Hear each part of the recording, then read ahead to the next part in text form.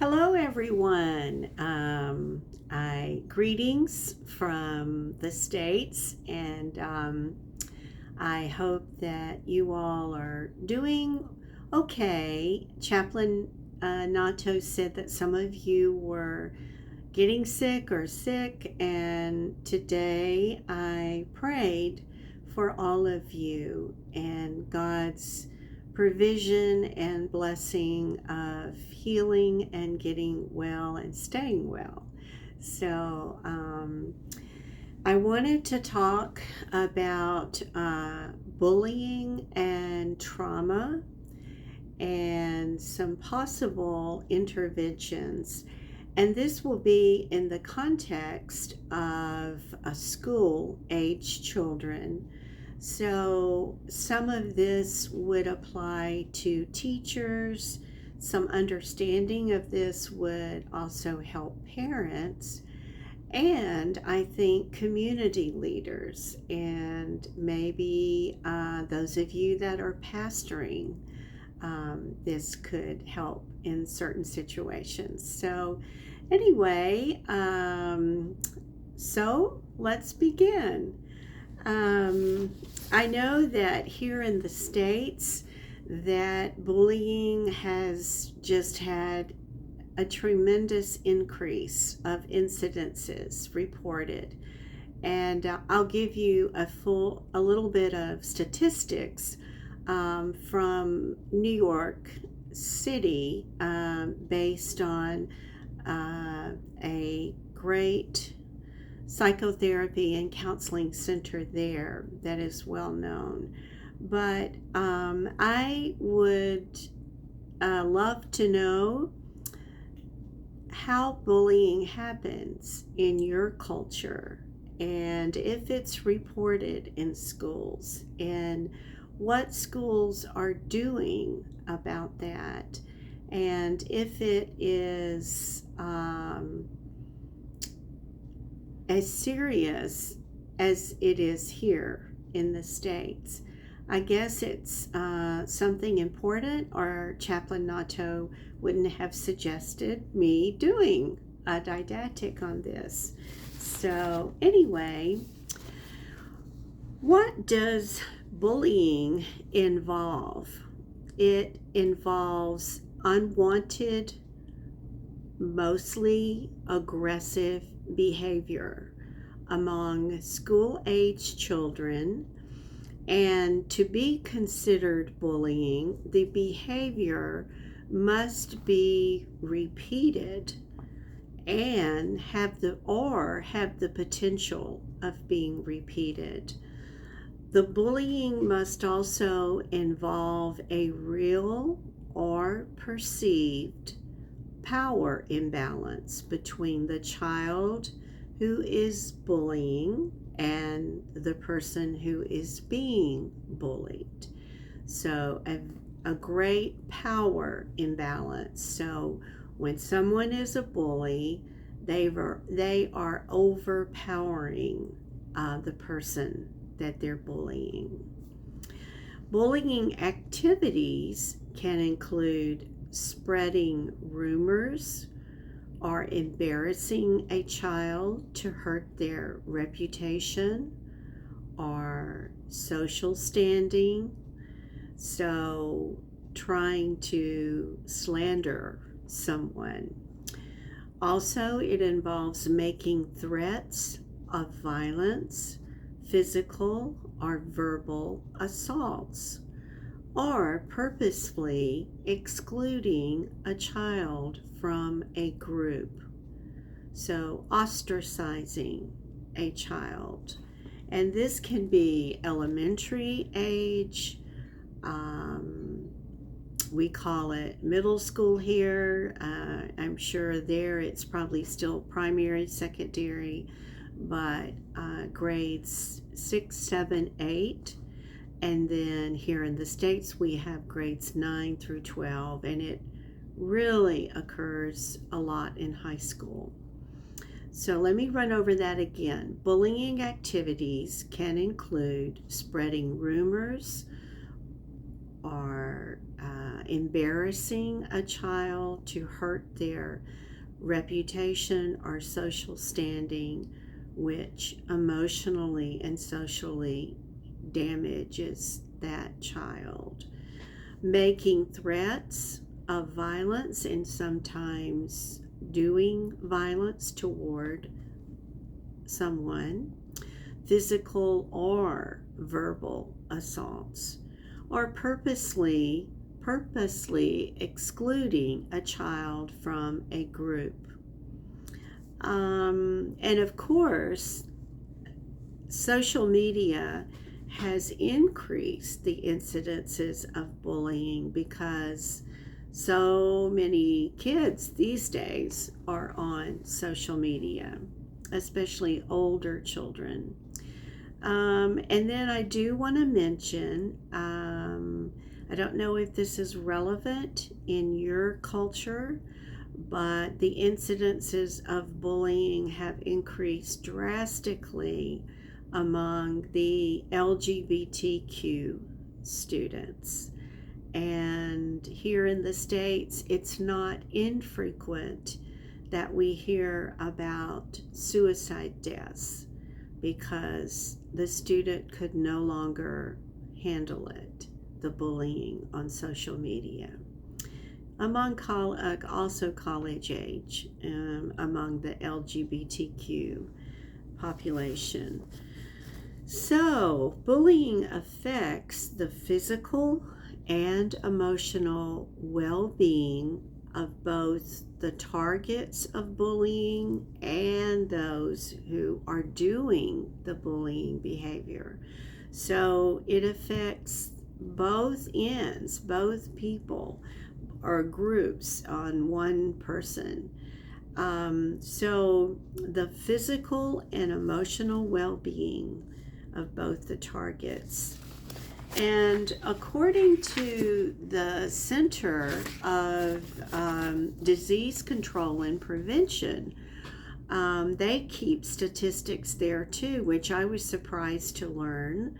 But in 2019, they made a statement that students who are bullied are at increased risk for social and emotional distress, self-harm, depression, anxiety, sleep problems, lower academic achievement, and dropping out of school.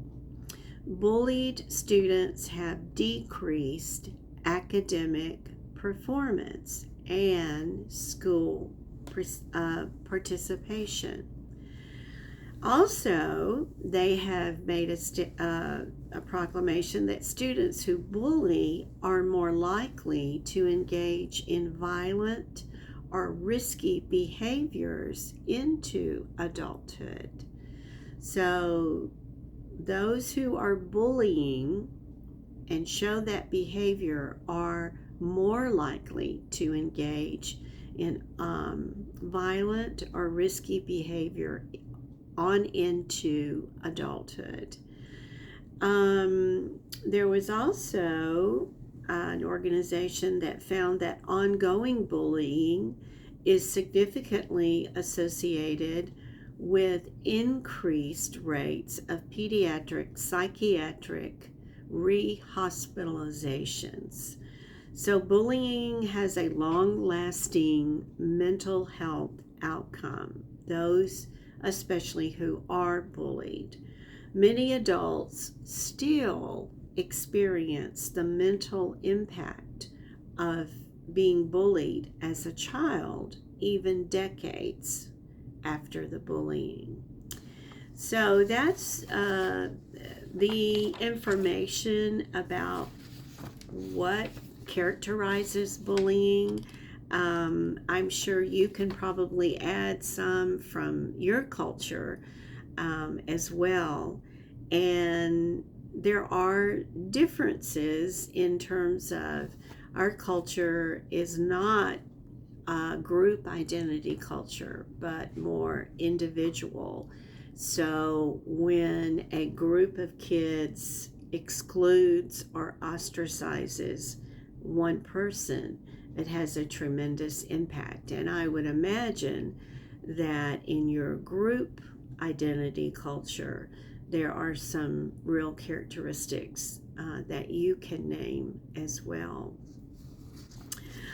Just to give you a statistic, and it is from here, but this counseling center is the New York Psychotherapy and Counseling Center, and they keep up. They have a lot of clients, I should say, that have been bullied, and the New York State Education Department statistics show that bullying is a significant problem in the public schools in New York. But this will give you just a glance into how serious the problem is here. During the academic year 2017-18, before COVID pandemic, the public schools reported 5,875 incidences of harassment, discrimination, and bullying, and 1,242 incidences of cyberbullying. And in the 2019-2020 year, it increased a lot and then continues to increase since the pandemic. So that's pretty astonishing. And like I said, I don't know if your school systems there keep up and turn into a province, state, or education department, but it is a problem that we realize that is strongly connected to mental health. And I'm going to cover the connection between trauma in a person's life and bullying behavior. And it is hard on teachers in classrooms to put a control on that. And so there have been things that have developed, organizations in education and also in mental health counseling clinics that are working on this issue and trying to help. And I'll talk briefly about that. I want to let you know that the information that I'm relaying to you in this didactic, one is from an article from this New York Psychotherapy and Counseling Center. And the other one is a blog that I read coming from Crisis Prevention Institute, which I learned about, and I'm glad I did. And they do more preventative training on a lot of different issues, but they do have one on bullying. And I don't know if you could go to their website and connect with them and see about any virtual training sessions there. But it's the acronym letters are CP as in Paul, CPI, and stands for Crisis Prevention Institute. And so they had a blog on for education purposes on the connection between trauma and bullying.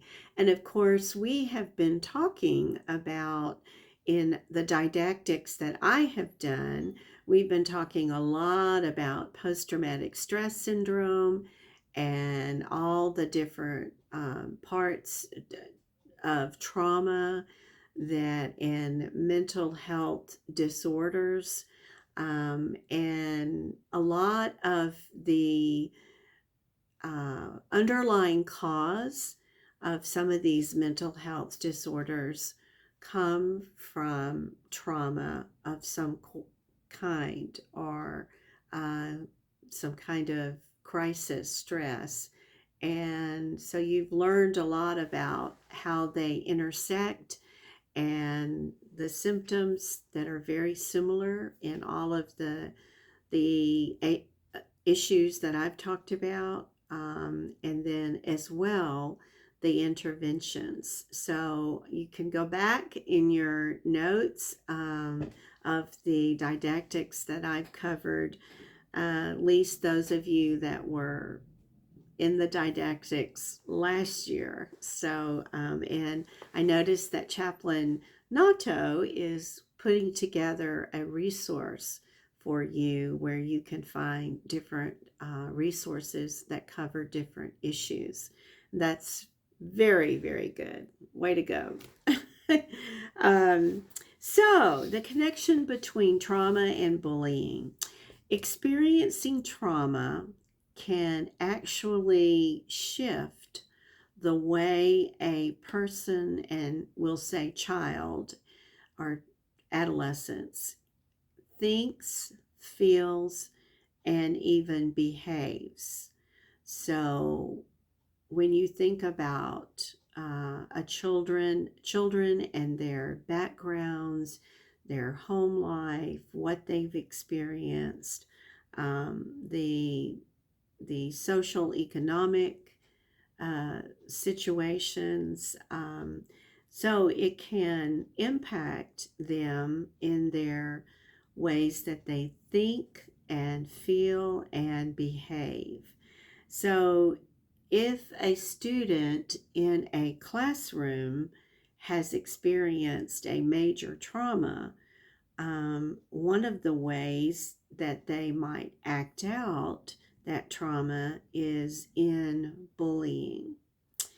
And the National Child Traumatic Stress Network, which is here in the USA, found that 40.5% of girls and 27.6% of boys who bullied others had PTSD scores within clinical range. So, in other words, in the clinician's assessment to assess someone, they had PTSD scores high enough that indicated that they had a post-traumatic trauma. And so this preventative institute has discovered that building awareness of the connection between past trauma and bullying is very key to promoting successful, long-lasting change in classroom and in schools. So education, awareness, in communities and schools, with teachers, with parents, with other community leaders is very important to help break the cycle of trauma that leads to bullying. So to understand that better, we will see how all of life impacts a child. And students in the classroom today are dealing with increased stress, anxiety, and trauma. And the increase in the mental health load that students experienced during the pandemic has not gone away, according to researchers here in the States. And we closed schools. I'm sure you did too. I think schools tried online learning platforms e-learning, and that greatly affected adolescents, age children, and socially especially, and a lot of loneliness and depression set in. Um, so they also quote a report from another organization I didn't know anything about called Youth Truth. Youth Truth. Researchers found that 50% of what we call middle school students, which is grade 6, grade 7, grade 8, because we have 12 grades here, reported that stress, depression, and anxiety were their greatest obstacles to to learning and achievement in school. So that is pretty high, and the higher the grade level, that number increased, the percentage increased. So it all takes a toll, and it is cumulative. And so, how can trauma lead to bullying? And I have sent Chaplain Nato a picture of a bullying behavior cycle and ask him to show that or hand out a copy of that. It's very simple, but to look at it visually is helpful. And at the Crisis Preventative Institute, they refer to any outside trauma or event as a precipitating factor, probably meaning outside the classroom itself. So something that was outside and it precipitated a bullying incident. So this is the picture that I sent Chaplain Nato, and I'll kind of go through that. And if you see it, you can look at it with me as well. So there's some kind of outside trauma precipitating factors for a bullying incident, and then it causes resulting trauma and increased stress, depression, anxiety, and a decreased sense of belonging. And that's what bullying does. It just affects a person and just pushes them down, and it pushes them down into a dark hole, you might say. And they feel ostracized, and they don't have that sense of belonging and being a part of the classroom, and therefore being part of the activities that go on in the classroom. And then that trauma, that bullying, and that decreased sense of belonging cause another trauma trigger, and then the bullying starts again. And so a precipitating factor outside trauma or precipitating factor is anything that is out of a person's control that can negatively impact a person's emotions and therefore behavior. Um, so they give an example in this blog. They say, let's say a student arrives at school only to learn that their group of friends intentionally didn't invite them to a party or some kind of gathering, social gathering again. So it had happened before. And that is an example of a precipitating factor, um, which is bullying. And that leads the student to recall other moments that they have felt intentionally left out. So it increases feelings of stress, anxiety, depression, and a sense of not belonging, which affects their self esteem. So the student's behavior may change to communicate that they're feeling distressed, or they may withdraw and be very quiet in class, or they may have the opposite behavior and be aggressive toward another student. So projecting that trauma caused by the bullying event. So projecting it onto others.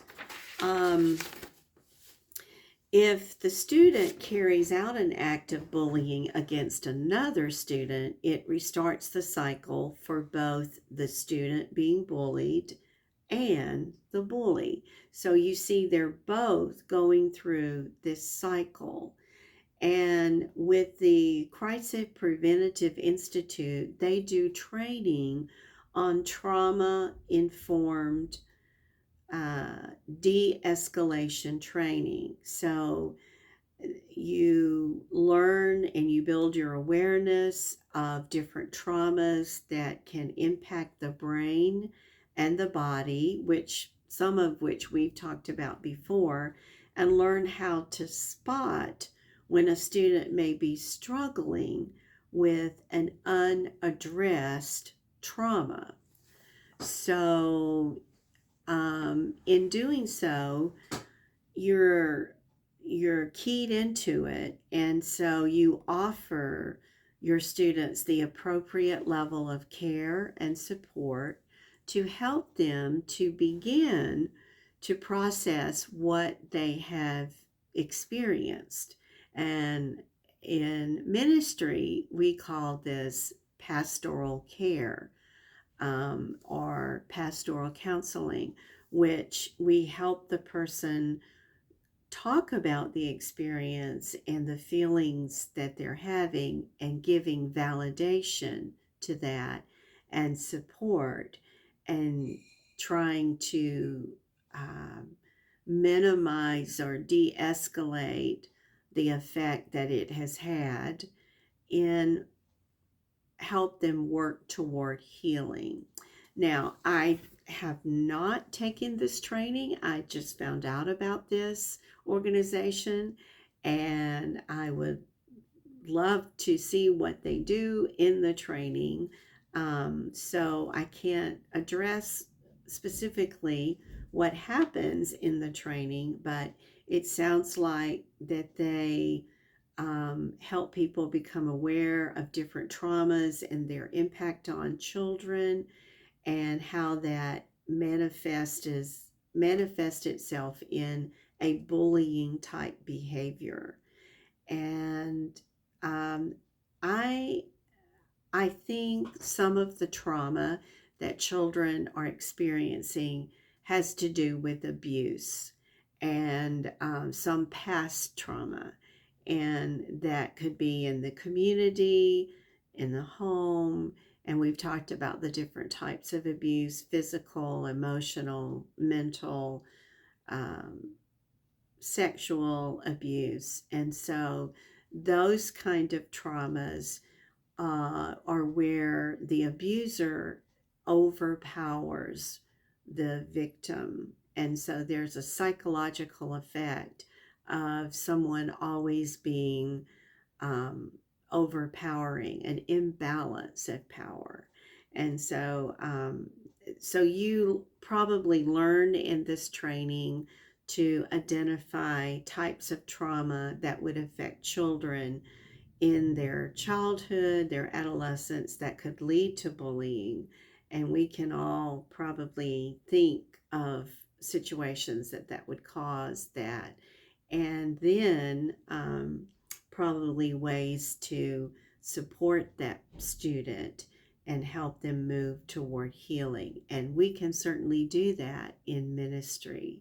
So So early intervention supports and helps stop the cycle of bullying, especially in a classroom, especially for a student.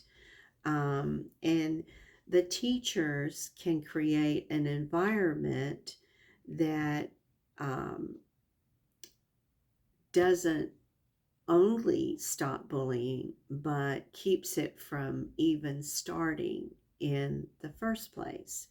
So, if, for example, if a teacher has a zero tolerance policy toward bullying and opens the door for students to feel comfortable coming to that teacher for support, that has a big influence and impact on the classroom.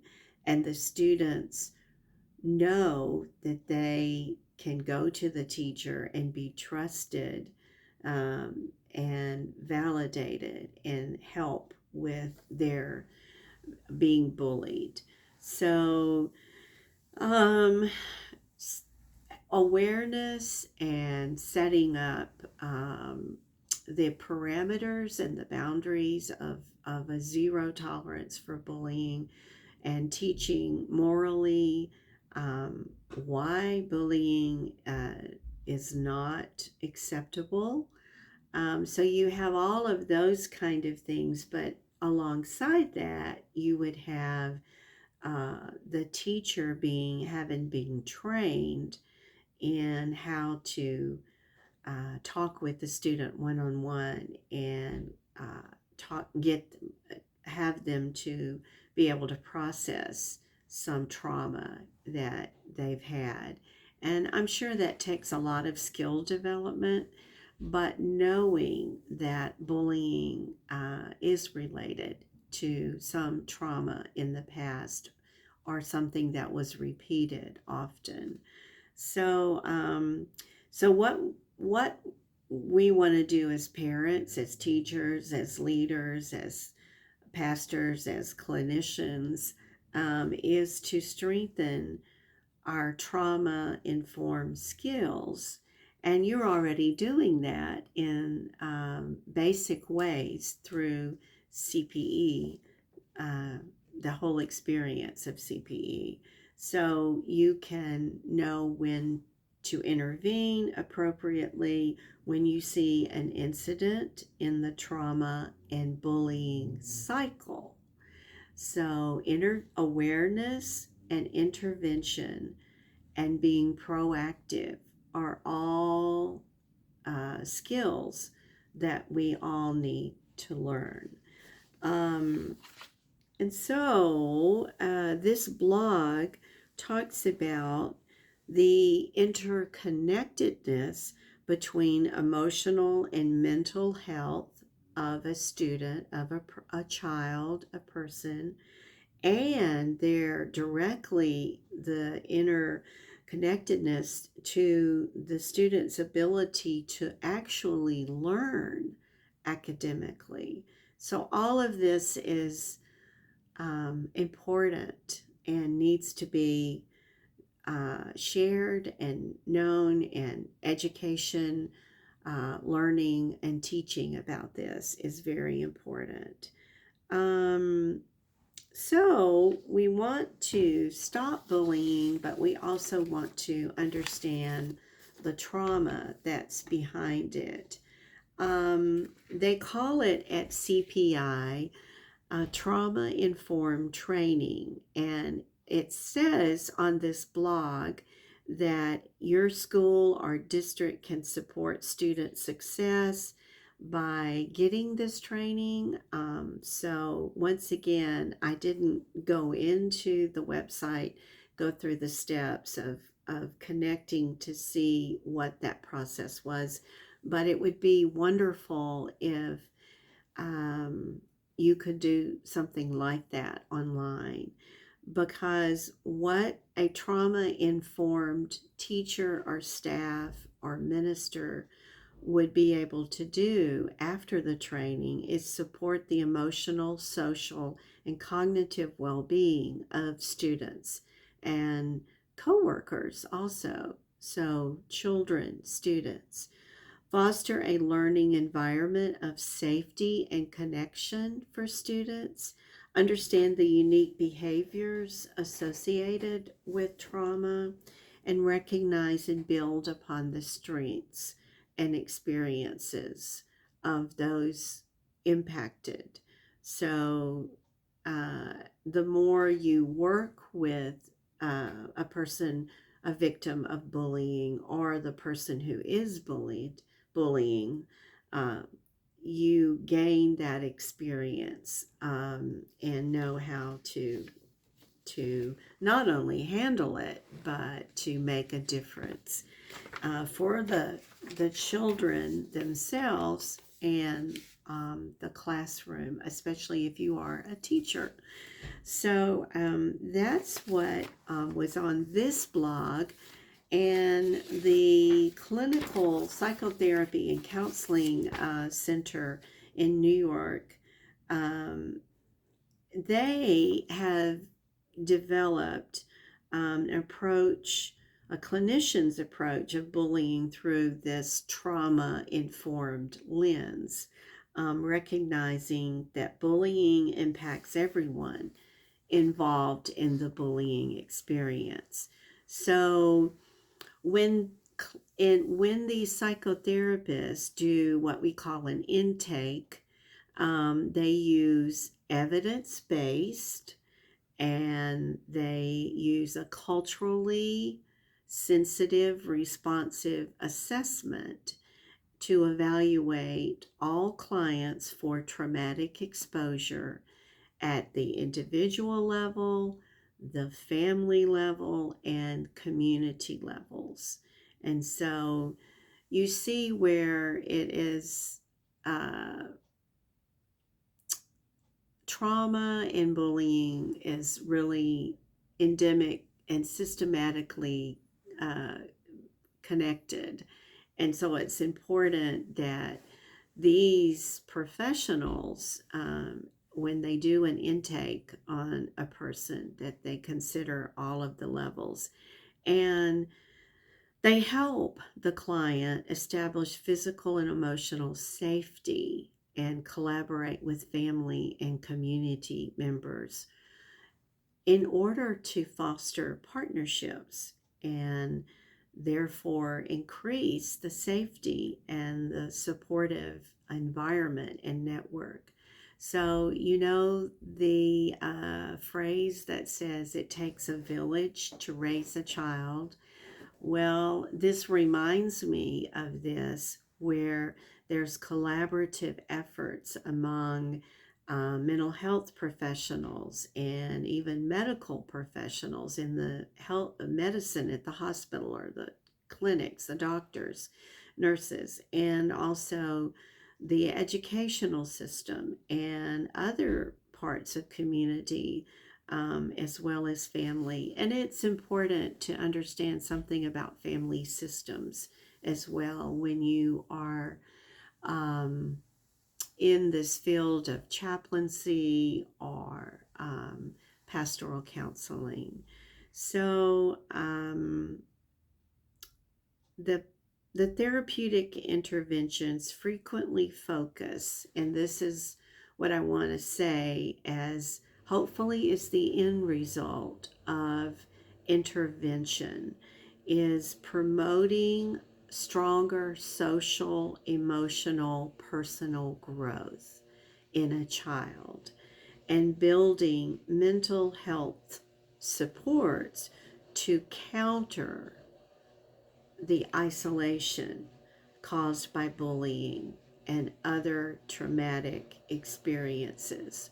So, as we've talked about trauma and psychological disorders, mental health disorders, issues, always is hope and building resilience after helping the person discover why they feel the way they do, why the impact is what it is on them, and then moving toward hope and growth and self esteem and resilient skills, techniques to always empower clients to make thought out in cognitive mental choices and instill more self regulation of their thinking and therefore their emotions that can control them. And so developing more healthy self regulation and social skills, and to get them to practice it, because we can all hear what needs to be done, but with children, especially students, just like sports or anything else, they need to know what it is, how to execute, how to practice, and then in the moment of a bullying incident or crisis, then they will have already gone through in their mind, this is what I need to do. So um, it's a lot of problem solving and teaching assertiveness, and are some of the building blocks for bullying prevention, and certainly empathy. So I like the way that this clinical counseling center recognizes the complexity of trauma impact on both the clients, the person, the students, and the providers, the clinicians. Because when you um, help with this situation over and over and over, then it can impact you as a clinician or chaplain or therapist. So there are techniques to use when we experience compassion fatigue, for example, or developing more resilience for ourselves. Okay. So I would like to hear what you learned in your reflection, and also anything that you can say about your culture, because that way I can learn as well. And here in the States, we are definitely becoming more and more of an international population. And right here where I live in the Quad Cities, which is about 2.5 hours southwest of Chicago, which is a big metropolitan area, it is very international. And so it's good to understand other cultures, and particularly with different issues. So, um, may God bless you and protect you and watch over you and help you keep learning. All right, take care. Until next time, goodbye.